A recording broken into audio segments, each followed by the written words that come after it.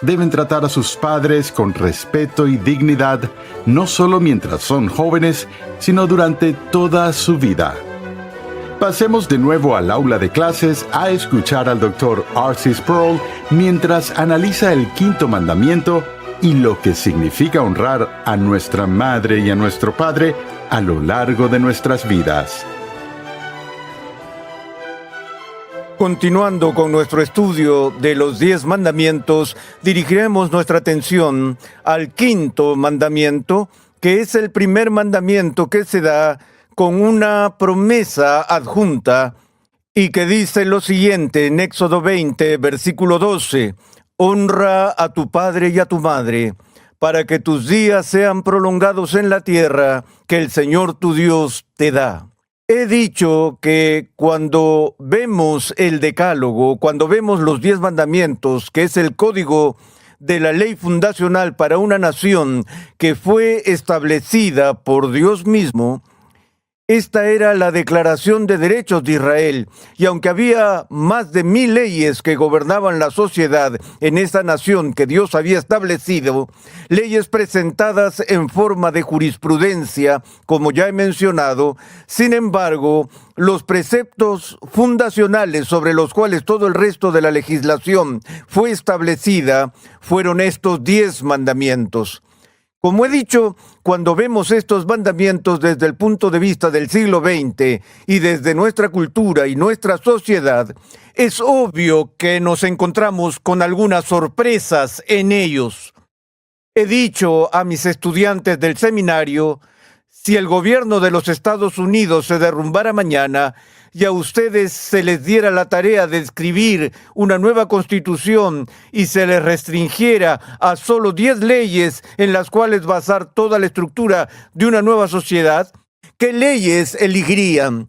Quizá tendrías una ley que protegiera la santidad de la vida y prohibiera el asesinato. Quizá protegerías la propiedad privada prohibiendo el robo.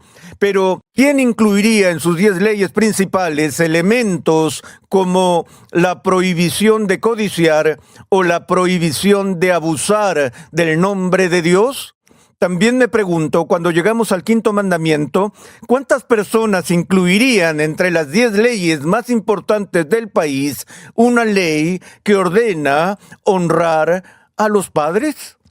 Sin embargo, observamos nuestra sociedad actual y es inevitable que al tomar el periódico o al escuchar un debate político que venga de Washington o ver una campaña electoral, no encontremos a alguien que hable de la crisis de valores familiares en Estados Unidos. Entendemos desde una perspectiva secular sociológica que de todas las unidades organizativas que forman la red social que llamamos sociedad o civilización, la más fundamental es la unidad familiar.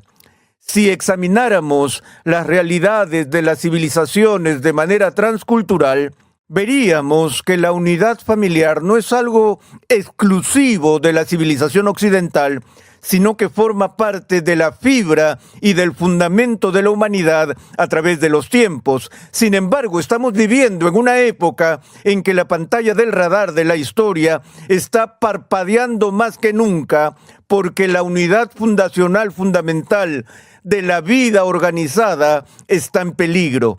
Es decir, la familia en sí misma, pues cada vez más las personas abandonan el matrimonio y abandonan las responsabilidades paternas y maternas, y estamos viendo un profundo sentido de alienación dentro de la familia, no solo dentro de las relaciones conyugales de maridos y esposas, sino también una grave alienación que existe entre padres e hijos. No es por accidente, en mi opinión, que uno de los ministerios paraeclesiásticos más grandes en la cristiandad en nuestros días es ese ministerio encabezado por el Dr. James Dobson, llamado Enfoque a la Familia. Y el Dr. Dobson tiene una tarea de tiempo completo en este ministerio. Parte de la razón por la que el ministerio tiene tanto alcance es porque los problemas son muy severos y profundos en nuestra sociedad. No me sorprende que Dios, en su infinita sabiduría, cuando está sentando las bases y estableciendo los cimientos para una nación santa, incluya en sus mandamientos un mandato con respecto a la manera en que se deben relacionar los miembros de la familia. No solo eso, a veces los teólogos dividen los 10 mandamientos en las 2 tablas de la ley, refiriéndose al primer segmento de mandamientos que gobiernan nuestra relación con Dios, y luego se hace referencia a la segunda tabla de la ley como la que está enfocada en las relaciones humanas y las interrelaciones. No es irrelevante que el primer mandamiento de la denominada segunda tabla de la ley, el primer mandamiento que Dios da para gobernar las relaciones interpersonales entre las personas, se centre en la familia. Pero el mandamiento que se da utiliza una palabra que hoy, como he mencionado en otros contextos, puede ser vista como un arcaísmo. Un arcaísmo es una palabra que es antigua, que es vieja y que parece haber pasado de moda, que ya no es relevante en la escena moderna. Y esa palabra que encontramos aquí es la palabra honor. Es una palabra que está desapareciendo rápidamente de nuestro vocabulario. Me parece interesante que en el periodo de la Ilustración, el filósofo francés Montesquieu aplicara las técnicas de la metodología científica moderna utilizando el llamado método analítico, que aportó avances muy asombrosos en los campos de la astronomía, la biología, la física y la química. Montesquieu trató de aplicar el mismo método científico a un análisis de los gobiernos y observó a lo largo de la historia todo tipo de clases y variedades de gobiernos que se han utilizado y probado en diversos pueblos y redujo todos los diferentes gobiernos de este mundo a fundamentalmente 3 tipos de gobierno. Esos 3 tipos de gobierno que enumeró fueron: 1, algún tipo de tiranía o gobierno totalitario. En segundo lugar, lo que él llamó monárquico o monarquías. Y el tercero se refería a algún tipo de gobierno democrático. Dijo, estas son básicamente las 3 formas de gobierno. La primera es una dictadura, la segunda es una monarquía y la tercera es una forma representativa de gobierno, algo así como una democracia. La manera en que esto se relaciona con el 5º mandamiento lo verás en un momento. Al analizar históricamente estos diferentes tipos de gobierno, buscó cuáles fueron las condiciones necesarias más importantes para mantener tales gobiernos. Y dijo que el ingrediente más importante para que una dictadura sobreviva es el ingrediente del miedo. El miedo es la base del tirano, porque el dictador siempre es superado en número por el pueblo, y en su mayor parte es despreciado por el pueblo y no gobierna por el consentimiento de los gobernados. La única forma que tiene el dictador de mantenerse en el poder es mediante algún tipo de reinado de terror, con el que intimida tanto a sus súbditos que no se atreven a levantarse en contra suya. Por eso los dictadores suelen recurrir a las purgas y al estado policial y mantienen sus cárceles abarrotadas gente como Hitler y Stalin e Idi Amin y otros. En una democracia, según Montesquieu, la característica más importante por la que se sostiene una democracia y cuya pérdida conduce inevitablemente a la destrucción de la democracia, según Montesquieu, era el principio de la virtud cívica. Sostenía que, dado que tanto poder y autoridad recaen en el pueblo, debe existir un alto sentido de la ética y la moral para que la democracia funcione.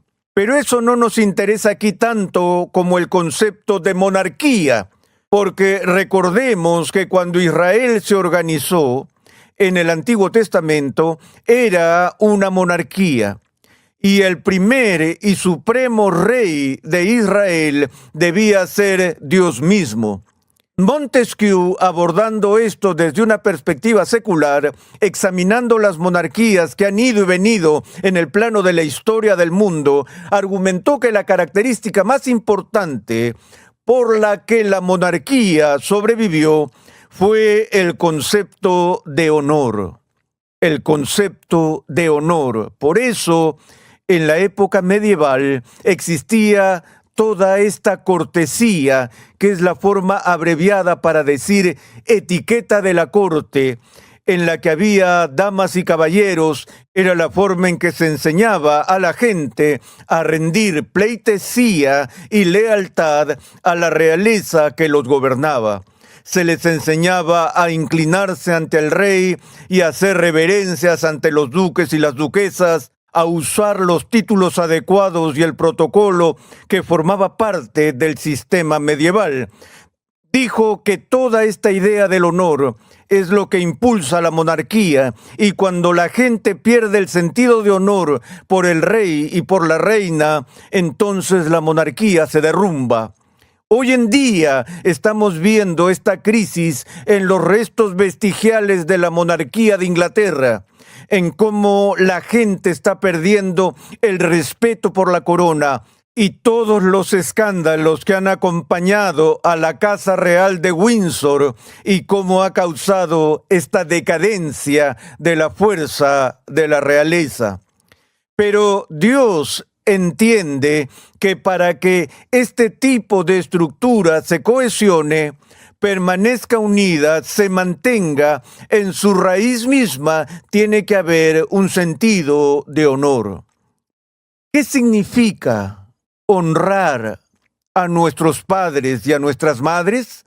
A lo largo de las Escrituras observamos que este concepto de honor es tan importante que estamos llamados a honrar al rey, estamos llamados a honrar a nuestros pastores, estamos llamados a honrarnos unos a otros. Es decir, en el centro de esta idea está la dimensión del respeto. Cuando volví a Pittsburgh hace varios años, solía trabajar con un hombre llamado Wayne Alderson, cuya vida relaté en el libro Stronger Than Steel, más fuerte que el acero, y trabajamos juntos en debates laborales y patronales y en todos estos temas. Wayne Alderson había desarrollado un principio para la gestión y el trabajo llamado el valor de la persona, donde se centralizaban tres virtudes: amor, dignidad y respeto. Solíamos organizar conferencias y seminarios en los sindicatos del oeste de Pensilvania, en la industria siderúrgica, y recuerdo haber impartido estos seminarios y haber preguntado a grandes grupos de trabajadores siderúrgicos: ¿cuántos de ustedes quieren ser tratados con dignidad? Cada uno de ellos levantaba la mano. Creo que jamás he conseguido que en ningún otro tema una multitud tan grande estuviera completamente de acuerdo. Algunos eran republicanos, otros demócratas, algunos eran fans de los Piratas de Pittsburgh, otros no lo eran. Pero lo que todos querían era ser tratados con dignidad y respeto. A nadie le gusta que lo insulten. A nadie le gusta ser humillado. Y de lo que estamos hablando aquí es de honor, porque honrar a alguien es ser respetuoso con él, mostrarle respeto. Este respeto que se establece en el Decálogo empieza con las responsabilidades de los hijos en cuanto a cómo deben comportarse con sus padres. Honra a tu padre y a tu madre. Ahí es donde empieza todo el concepto de mostrar respeto a los seres humanos y mostrar respeto a los niveles de autoridad divinamente constituidos. Porque este honrar es, en primer lugar, un reconocimiento de que Dios ha delegado en los padres cierta autoridad por la que se debe regir el hogar. Por eso en el Nuevo Testamento tenemos el mandato dado a los hijos: hijos, obedezcan a sus padres en el Señor. Es parte de la estructura de autoridad que Dios ha puesto en su universo. Los hijos no deben gobernar el hogar. Los hijos deben estar en sumisión a la autoridad de sus padres. Y no solo deben rendir sumisión y obediencia a sus padres, sino que deben hacerlo con respeto. Deben honrar a sus padres. Recuerdo que cuando era niño me metí en problemas más de una vez con mi madre y mi padre, pero no sentí que mis padres fueran particularmente estrictos o severos en su disciplina mientras crecíamos. Pero también recuerdo que había una regla absoluta en nuestra casa: nunca se le contestaba a los padres. Nunca se permitía hacer lo que llamábamos ser insolente con tus padres, porque sería irrespetuoso y deshonroso para ellos como padres. Así que eso no se toleraba. Recuerdo a mi mejor amigo de la infancia, la primera vez que estuve con él en su casa, y su padre y su madre le hablaban. Él siempre le respondía diciendo: sí, señora, o sí, señor. Y yo nunca había oído eso antes, porque esa no era la forma en que hablábamos en nuestra casa. Y no fue hasta años más tarde que empecé a trabajar en el sur que me di cuenta de que esto era endémico de la cultura en el sur, y que ese es el único segmento de nuestra sociedad que ha preservado esa forma particular de relación, donde a los niños sureños se les enseña a decir sí, señora, y sí, señor.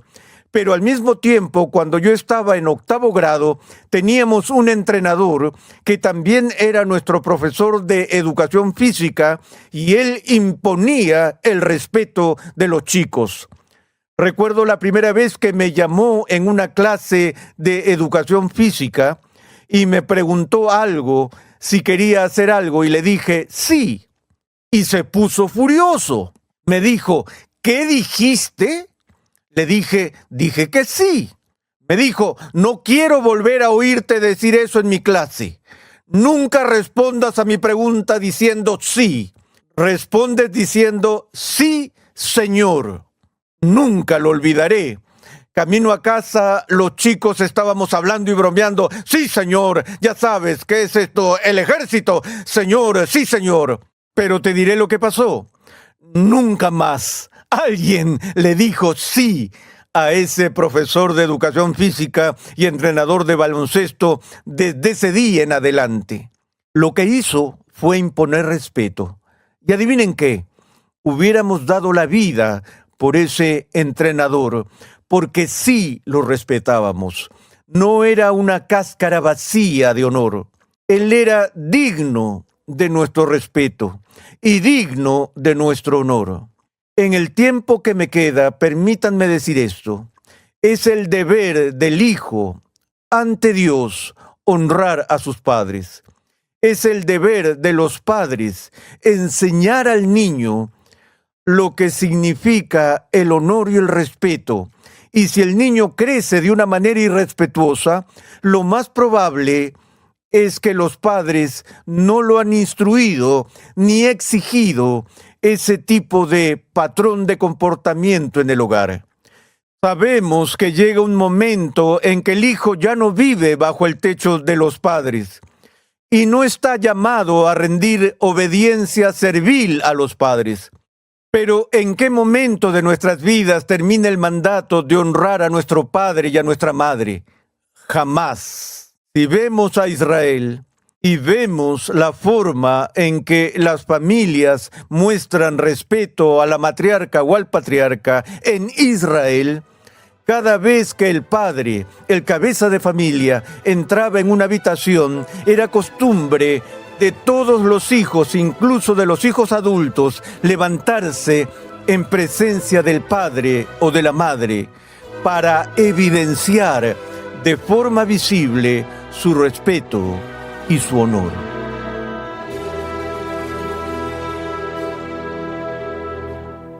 La familia es la piedra angular de la sociedad. Cuando dejamos de respetar a los padres, cuando no honramos la autoridad de los padres, la propia sociedad empieza a desmoronarse. Gracias por sintonizar Renovando tu Mente. En unos instantes el Dr. Sproul regresará para concluir esta lección, pero antes te invitamos a visitar nuestra página web renovandotumente.org, donde podrás solicitar gratuitamente la guía de estudio de esta serie. Te invitamos a la Biblioteca Ligonier. Nuestros libros se centran en las grandes verdades que han sido confiadas a la Iglesia por los precursores de la Reforma. Verdades bellamente articuladas en las confesiones, catecismos y credos históricos. Los autores cuyos nombres aparecen en las portadas de nuestros libros son destacados pastores y estudiosos reformados, hombres expertos en el manejo correcto de la palabra de Dios. Para más información sobre nuestros libros, visita la página web bibliotecaligonier.com hoy mismo. Antes de despedirnos por hoy, volvamos al aula de clases con el Dr. Sproul. ¿Cómo respondes de lo profundo de tu ser a la palabra honor? Puede que la gente se ría de nosotros por seguir considerándolo una virtud, pero no creo que tengamos que ser religiosos para comprender el valor de la dignidad humana y el valor de mostrar respeto a los demás, a quienes tienen autoridad sobre nosotros y en particular dentro de los límites de la familia. Si eres padre, ¿no quieres el respeto de tus hijos? ¿No te sientes avergonzado por no haber honrado a tus propios padres? Puede que digas, pero mi padre no era un hombre honorable, o mi madre no era una mujer honorable. Pero Dios no dice, honra a tu padre y a tu madre solo cuando sean honorables, sino que es por la posición que tienen. Ellos tienen un cargo, y aunque no sean dignos de ese cargo, el cargo en sí debe ser honrado. Así que el cristiano debe ser escrupuloso en mostrar honor, dignidad y respeto a cada padre. El sexto mandamiento ha sido objeto de algunos de los debates más serios en la historia de la Iglesia. En el siguiente episodio de Renovando tu Mente, R.C. Sproul considera las implicaciones de la prohibición divina del asesinato. No solo debemos considerar lo que está prohibido por la ley, sino también el mandato positivo del opuesto. Así que el sentido más profundo de esta ley, no matarás,